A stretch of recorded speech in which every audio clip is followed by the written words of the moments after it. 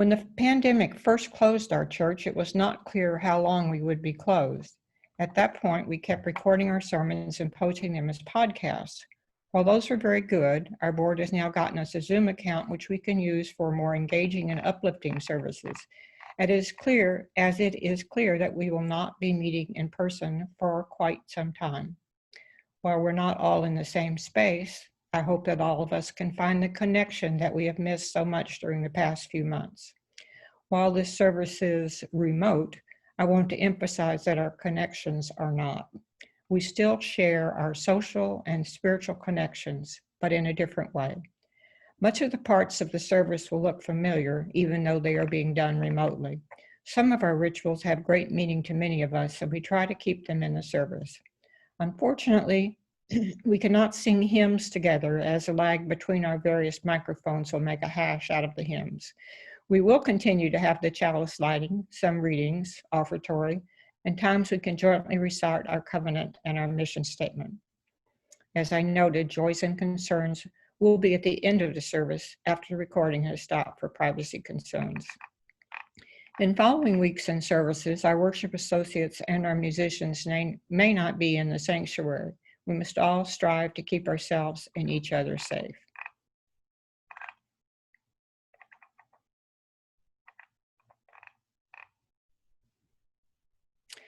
Announcements. Please stay tuned for the restarting of our discussion group. Information will be sent out soon. In the future, if you have announcements that you would like to read aloud in the service, please send them to me, and I will make sure that the worship associates has them for the service. That would be, send them to Barry Linden. To begin our service, we will have the lighting of the chalice. I would like to read the words written by Viola Abbott.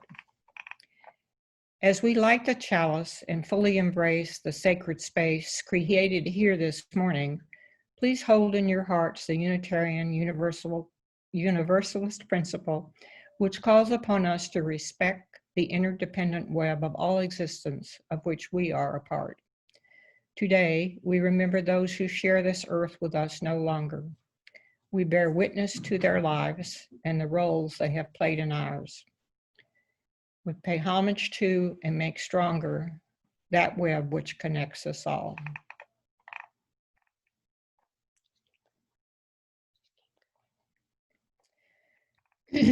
Please read with me our covenant with each other.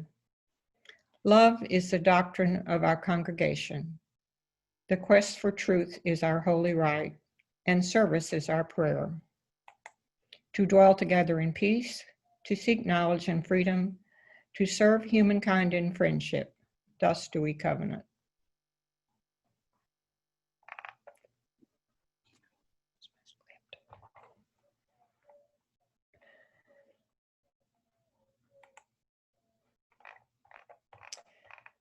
The reading for today, please listen as I read the following litany done by Reverend Dennis McCarthy. Please join in saying out loud with me, if you wish.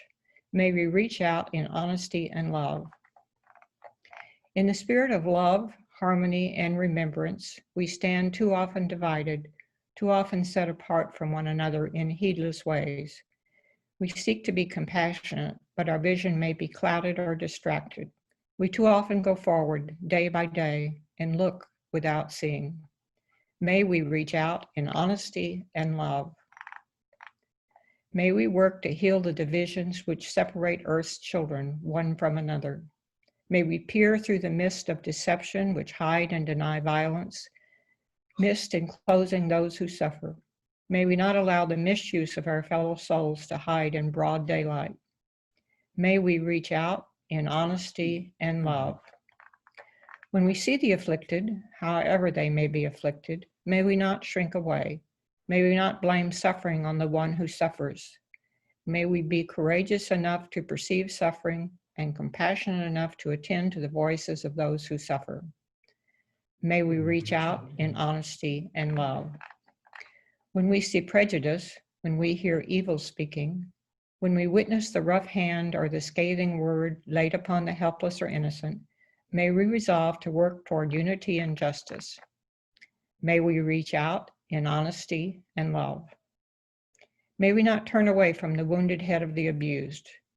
May we not accept the twisted reasoning by which the oppressor declares himself the victim. May we reach out in honesty and love. Let our gratitude for good fortune in our lives lead us not to complacency, but to awareness. Awareness of those whose lives are shadowed by abuse or neglect. May we not ignore signs of deceit or denial that hide brutality. May we reach out in honesty and love. In all things, may those who suffer ever be able to approach us, find a kindly ear and a supporting hand. May we witness for love and justice at every level of relationship. May we nurture a keen eye and a strong and loving heart for any who fear the hurtful rod, the cutting voice, the uneven hand, the chain of oppression, great or small. May we reach out in honesty and love. The author of that, Dennis McCarthy, is a science fiction writer and a minister of the UU Congregation of Columbus, Indiana. We will now have our offering. Part of what makes our church is the sense of belonging, mutual striving, and sharing of resources when they are needed. Even though we are not meeting in person, the church still has expenses and your generosity is appreciated. We will now have our offering. As Joe plays, this could be a time when you write your check as you would if you were here in person, or you can donate as indicated at the side of the screen through PayPal. You may also make a note to yourself to set up a weekly or monthly automatic withdrawal. I can't see it now.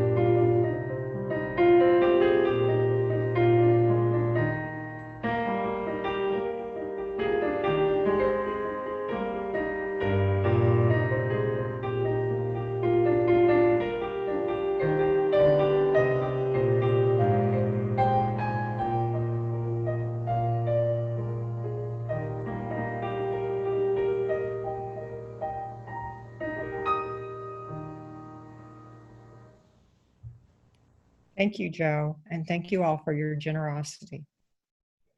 For our service today, Ma Udaysree is going to give an introduction to yoga entitled, What is Yoga? She has studied Vedic and yogic sciences for the last 30 years with teachers in Germany and the US, and her guru in South India. As a certified spiritual life coach, Ma Udaysree focuses on the inner world, the spiritual well-being of her clients. Please note she offers a free meditation class for beginners, and you can contact her through her website, maudaysree.com. And now let's listen to her talk. Yes, thank you, Sandra. So yoga as a lifestyle and finding out what yoga is, that's what I'm going to talk about today. And I want to briefly add, my accent is a German one because that can get in the way when people just listen. So yoga is not just for physical fitness and mental peace alone. Yoga is for manifesting the state, space, powers, being, and superconsciousness of Paramashiva. This is a quote by Bhagavan Sri Nityananda Paramashivam. So let me just start here. Yoga is a holistic system for body, mind, emotions, and consciousness based in Hinduism. It's a sacred and scientific system to prepare the body-mind system to hold the energy of enlightenment. the uniting of individual consciousness with cosmic consciousness. That is the goal of yoga, basically, no?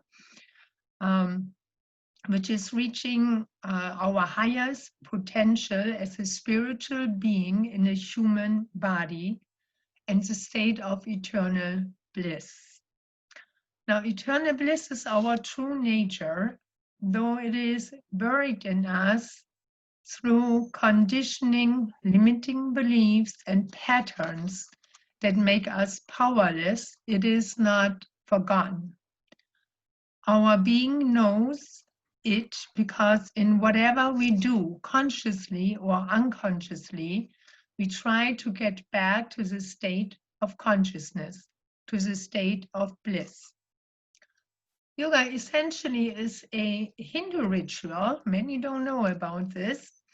When rightly practiced, it is a holistic approach for any individual to break free of limitations in body, mind, emotions, and consciousness.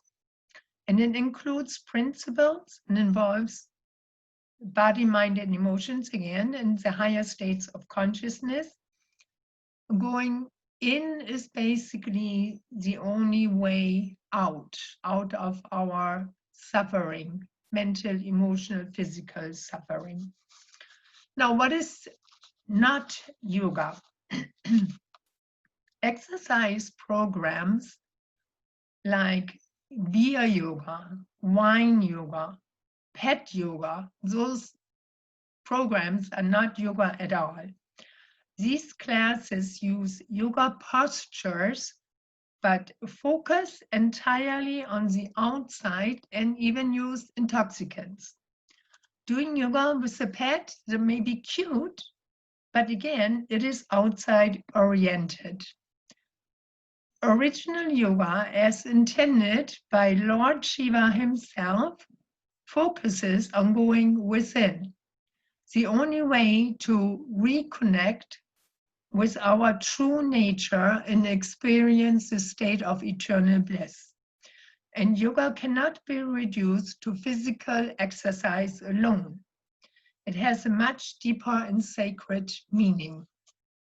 Now, my question to you, Paul, is can you project me on the big screen?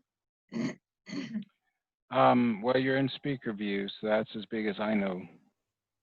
Oh, okay. All right.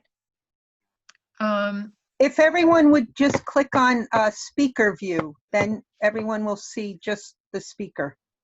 It's up at the top right.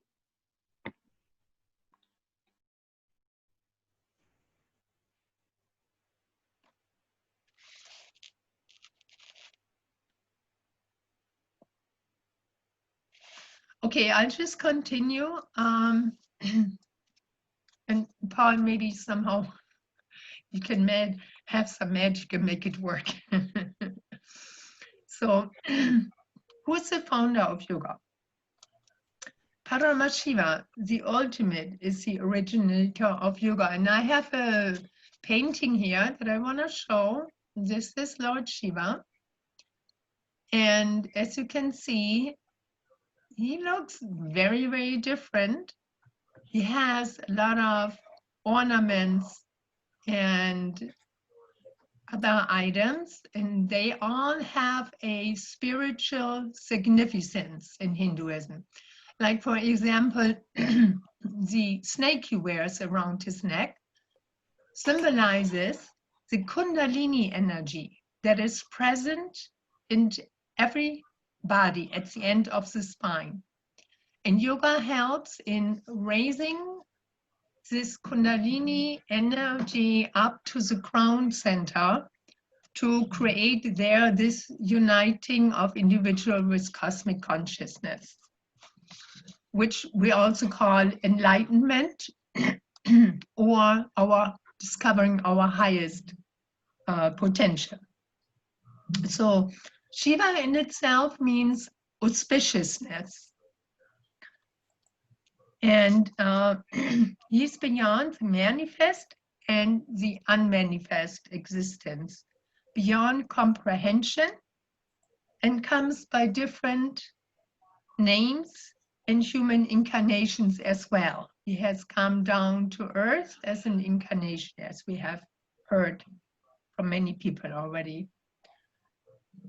Lord Shiva comes as a great yogi with a japamala, which is basically a rosary. This picture doesn't have it, but it's a rosary, and we can count the prayers on it, no? Then he has a damaru, which you see here. It's kind of like a little drum in his left hand that represents the creation of the universe through the holy syllable of Om. So in Hinduism, all mantras are preceded by the word Om in recognition of this sound energy.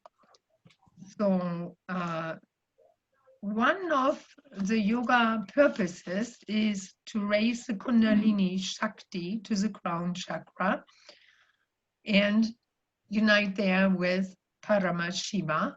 These are basically energies, different energies in our body. And Hinduism has symbolized them, make them look as kind of like people, and with their different symbols in their hand, that again identifies different energies again. So it's nothing scary or weird or anything.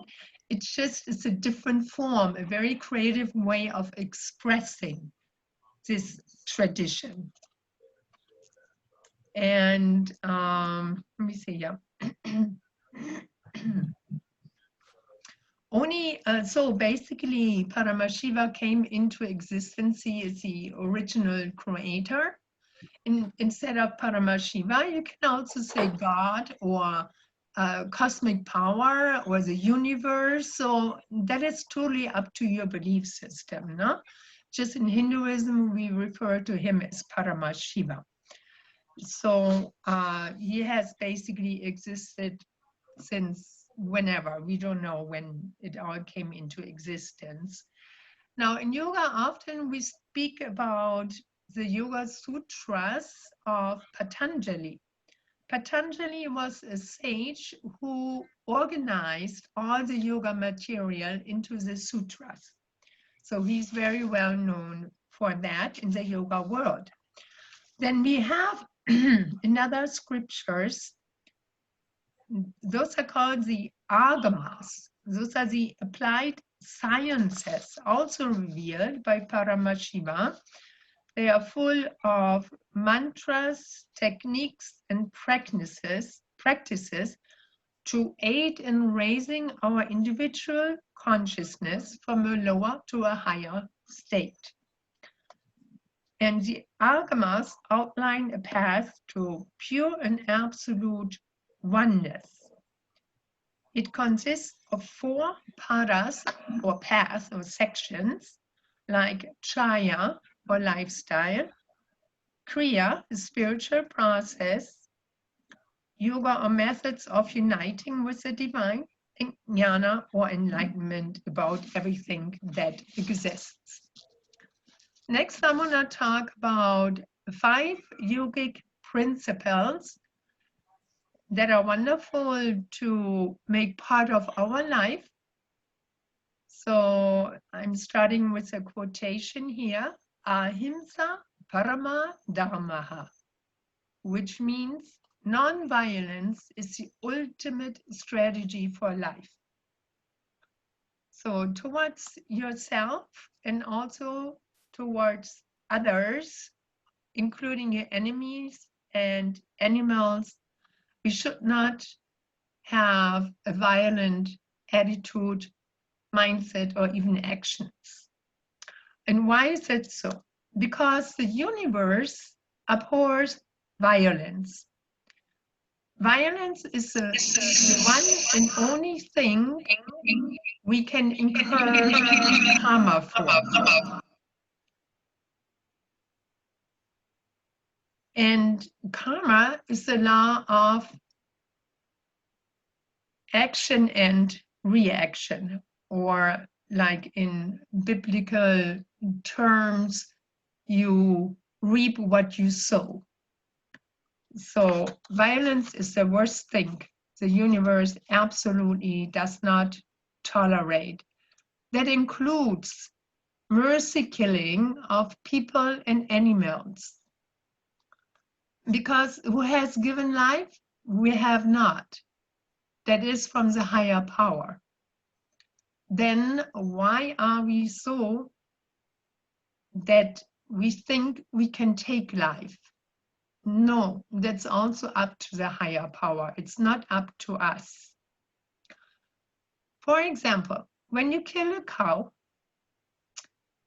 it is utterly afraid and also experiences some feelings of hatred. Now, these emotions go into the muscle memory of the animal. So when they are slaughtered, we are the ones who consume this. We're not consuming a steak, but a piece of meat that has a muscle memory with these emotions engraved in them, which when overconsumed and also in subtle ways has an effect on us. Therefore, the saying, you are what you eat. And we should also not have any violence against ourselves, like suicide or mental torture by telling ourselves negative things about ourselves.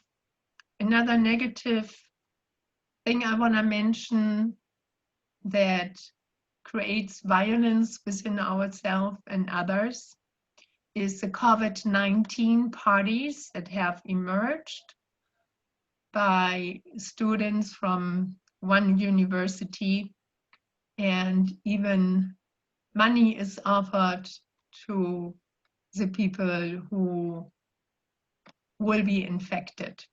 It's a lot of violence against oneself. So the next principle is satya, or truth. Speaking the truth, considering the consequences of what we say and do before we speak or act.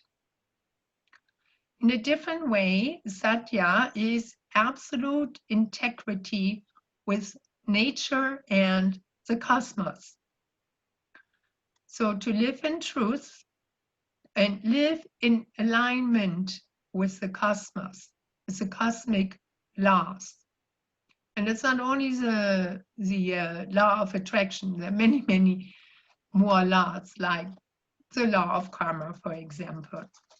So another yogic principle is asteya, or non-stealing. So taking only what you need, using what we have to help others, not coveting what others have, and not obstructing others from achieving their desires. And it's not only not robbing others' properties, but not taking away the life or livelihood of natural inhabitants of planet Earth. Taking life away from them for eating their body is stealing. No one can belong to another life, which is an absolute true saying also in relationships. If something is empowered to run and save itself from you, you don't have the right to kill them and eat. We cannot steal their organs or bodies as food. And especially stealing like hunters for trophies they hang on the wall, or poachers, and some who are after the, who kill animals for the ivory, the teeth of the elephant. Aparigraha, non-possessiveness, I have as a fifth yogic principle today, as the fourth, I'm sorry.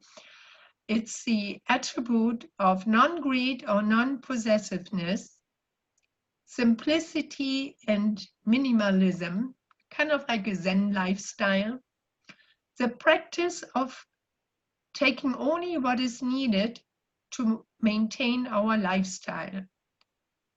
That includes no hoarding in the garage. I know a lot of people have their garages full. No hoarding in the basement, no hoarding in the attic.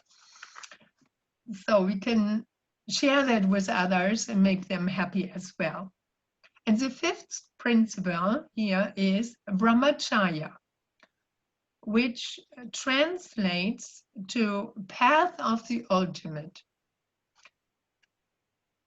or some also translate it as abstinence. So now's the best time to actually practice brahmacharya.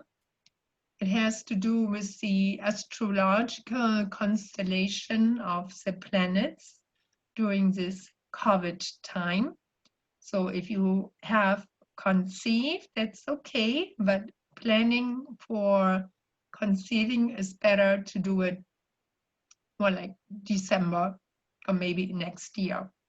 So that's with a view from astrology, Vedic astrology, no? So living in alignment with cosmic principles and consciously seeking, it's also part of brahmacharya. So the principles are one part of the lifestyle. Now we are getting to the lifestyle in action. So first of all, yoga, a lot of people think it's just asanas or postures. No, you already heard, it's much more than that. So, but asanas are part of the package to balance our body-mind system and to go inward. Again, yoga is to elevate your individual consciousness to higher consciousness. And going inward, it can be very meditative, calming, very peaceful. And that is why asanas or postures are very valuable. And they are also meant to help experience a different inner space. Lifestyle, yoga lifestyle, detox, my favorite actually. Practice as a lifestyle is to purify and detox the body-mind system. It comprises of a morning and evening routine that includes 5 cleansing techniques, the Hatha Yoga, which is the postures, meditation, puja, which are rituals, and satsang, which are gatherings with the guru who conveys the truth according to his experience and the scriptures. And I want to introduce 2 cleansing items. And this is why I love Zoom. You can show things. This is an eye cap. You can fill with water to the top. You put it on your eye, lean your head back a little bit, and let it rest there for a few seconds, maybe 1 minute. This helps when your eyes starts burning from being online too much, watching the screen too much, no? So I use that. Then I have here what's called a neti pot. Okay, this item here, it's made out of plastic and it's filled with lukewarm water and a little bit of the best salt added, and there are special packages available also for that. And then you insert it in your nose, and it's in one nostril, and it's supposed to come out the other side, and you do it here. So you cleanse your sinuses so you can breathe better. This is also detox. And for detox, I also want to show you here This is what's called haritaki. It's an organic powder from the dried fruit of a tree.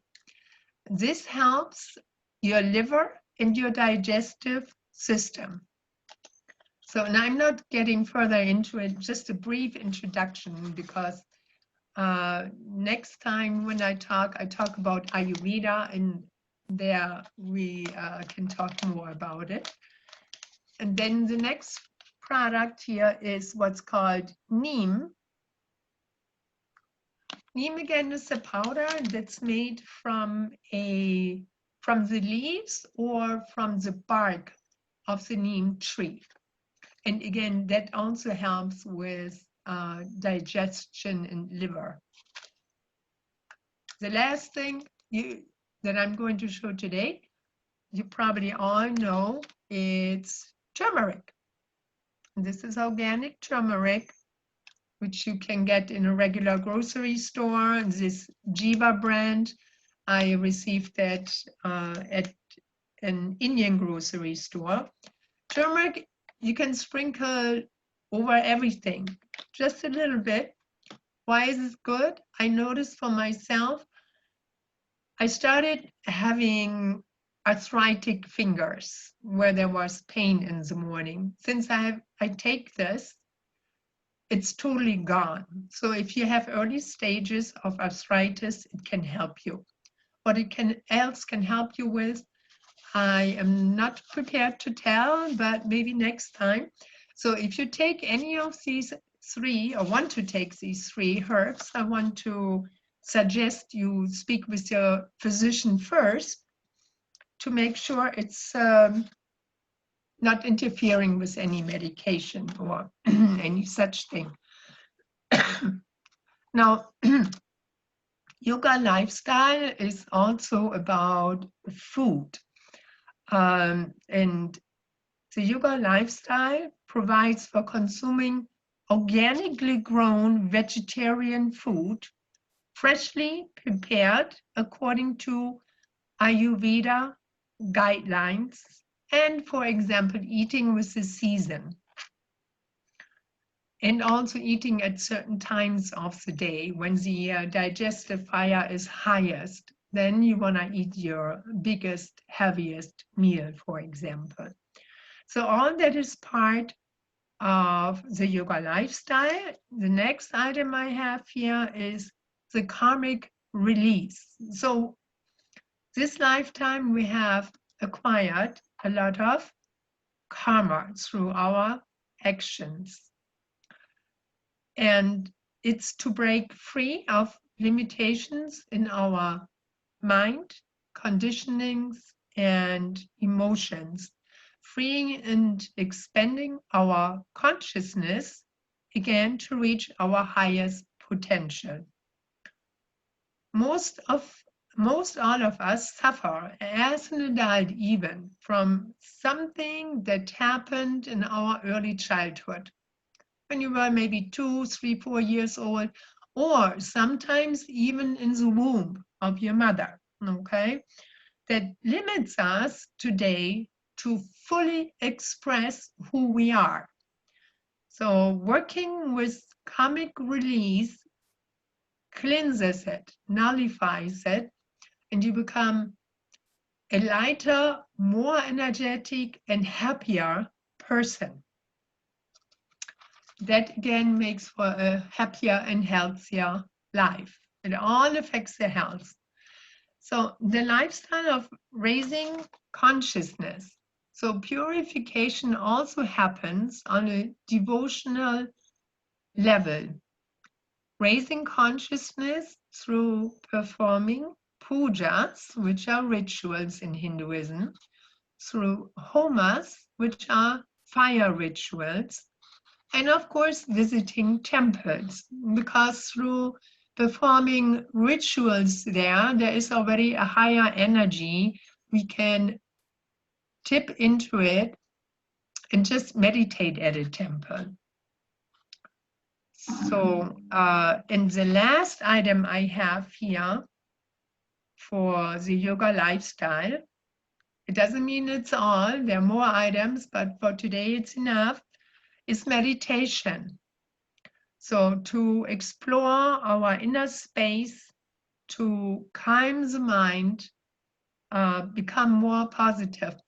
So to calm the mind is very important right now in our COVID-19 time, where we experience this pandemic fatigue I spoke about earlier. And meditation is very helpful in calming our nerves and looking within, and also releasing fears and doubts. And it does many, many good things if you really get into meditation. So, and I like to also share a link. I'm going to put that in the chat bar. So where you can learn meditation, it's for free. Apart from that, I wanted to share some best strategies for living right now. And these strategies I have from my guru, and he's a gentleman I quoted first, Bhagavan Sri Nityananda Paramashivam. So he recommends right now to concentrate on the digital world, because it will be more and more and more, because we can't go out naturally.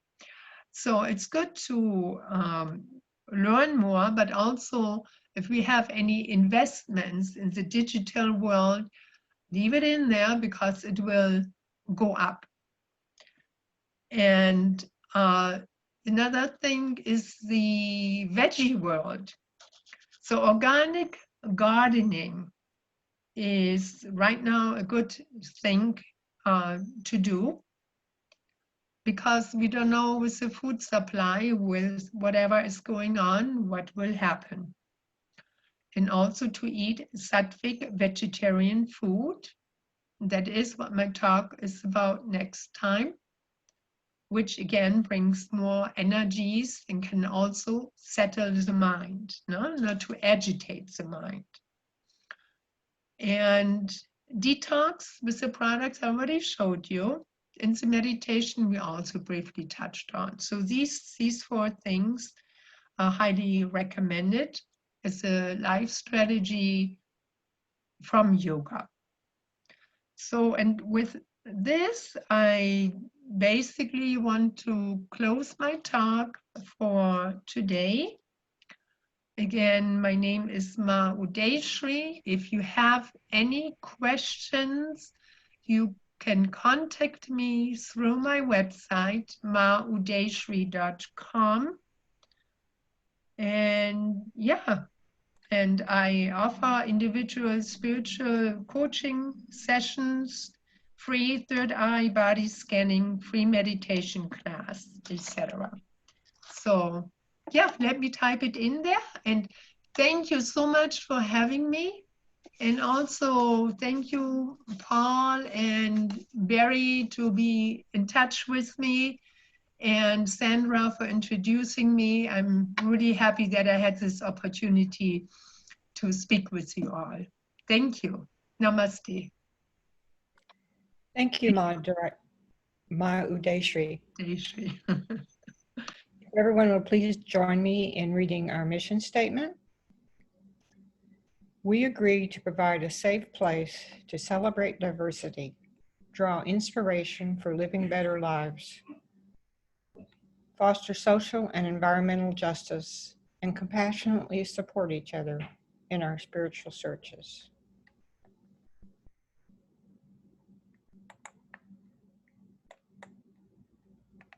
As I extinguish the chalice, I want to thank everyone who made this service possible. Paul for hosting, Joe for the music, and Ma Udaysree for our talk. When all is quiet and we are small and the night is dark, may we hear the tender breathing of all who lie awake with us in fear, that together we may gather strength to live with love and kindness and confidence. That's by Jane Rani Zepka. We will now stop recording and go to our joys